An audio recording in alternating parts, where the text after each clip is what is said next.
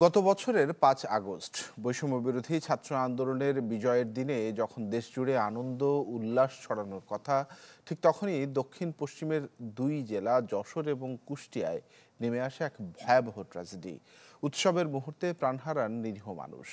১ বছর পেরিয়ে গেলেও শুকায়নি সেই ক্ষত, থামেনি স্বজন হারানো মানুষের কান্না। ৫ আগস্ট ২০২৪ শেখ হাসিনার পালিয়ে যাওয়ার দিনে যশোরেও বের হয়েছিল বিজয় মিছিল। পথে পথে ঢল নামে হাজারো জনতার। স্বৈরাচারের পতনে মুক্তির আনন্দে মাতোয়ারা যখন সবাই, জ্বলছিল আওয়ামী লীগ নেতা শাহীন চাকলাদারের আবাসিক হোটেল জাবির ইন্টারন্যাশনাল। লেলিহান আগুন থেকে নিরীহদের বাঁচাতে সেদিন ঝাঁপিয়ে পড়েন সাওয়ান্ত মেহতাব প্রিয়। জুলাই জুড়ে স্বৈরাচারের বিরুদ্ধে দুর্বার আন্দোলন গড়লেও আটকে পড়া মানুষের উদ্ধারের লড়াইয়ে হার মানেন মেহতাব।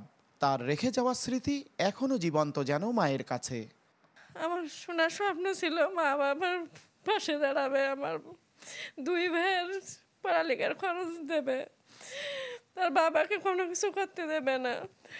আর আমাকে বলতো, আম্মু আমি বড় হিন্দু মানে আমি গাড়ি কিনে দেবো, ফিলার কিনে দেবো, তোমাকে আর কষ্ট করতে দেবো না।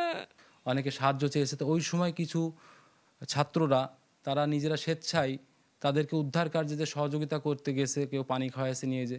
তো এরকম একটা পরিস্থিতিতে আমার সন্তানও উদ্ধার কার্যে যে তার সাফোকেশন হয়ে সে অ্যাজমার সমস্যা ছিল, ধোঁয়ায় সে মৃত্যুবরণ করে। হোটেলের সে আগুনে প্রাণ যায় রিফাত আহমেদ রিয়াদেরও।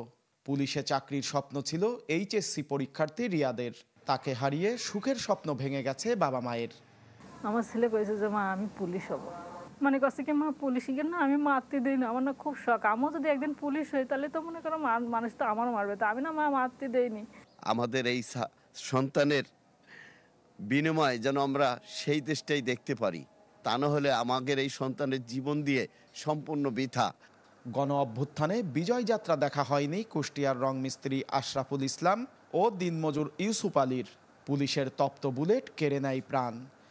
কষ্টে আছি এখন, কষ্ট হয়ে যা আনছে, দিন খাচ্ছি, দিন হচ্ছে যা পাইছি টুকটাক পাইছিলাম সেইটাই খাচ্ছি। আমার ছেলেটার চাকরিটা যদি হয় তাও তো সে একটু আমার সংসারের হাল ধরতে পারে, আমার সংসারে দাঁড়াতে পারে। যশোর কুষ্টিয়ার প্রতিটি ঘটনার নিরপেক্ষ তদন্তের আহ্বান জুলাই যোদ্ধাদের। দাবি জানিয়েছেন দোষীদের বিচার নিশ্চিতের। যারা সত্যিকার অর্থে এখানে লুটপাট করেছে, আগুন দিয়েছে, তাদের চিহ্নিত করা এবং আইনের আওতায় নিয়ে আসা, কারণ এটা একটা হত্যাকাণ্ড। কতিপয় কিছু পুলিশ সদস্য এবং স্থানীয় আওয়ামী লীগ নেতাদের সরাসরি গুলিতে এই হত্যাকাণ্ডগুলো হয়েছে। ছাত্র জনতার আন্দোলনে আহত ও শহীদ পরিবারকে সব ধরনের সহযোগিতার কথা জানিয়েছে জেলা প্রশাসন। এখানে আমাদের জেলা পরিষদ থেকে আমরা 2 লক্ষ টাকা দিয়েছি। এছাড়া সময়ে সময়ে তাদের সাথে আমাদের তো সার্বক্ষণিক যোগাযোগগুলো হচ্ছে, সবসময় যে কোনো প্রয়োজন আমরা তাদের সাথে আছে।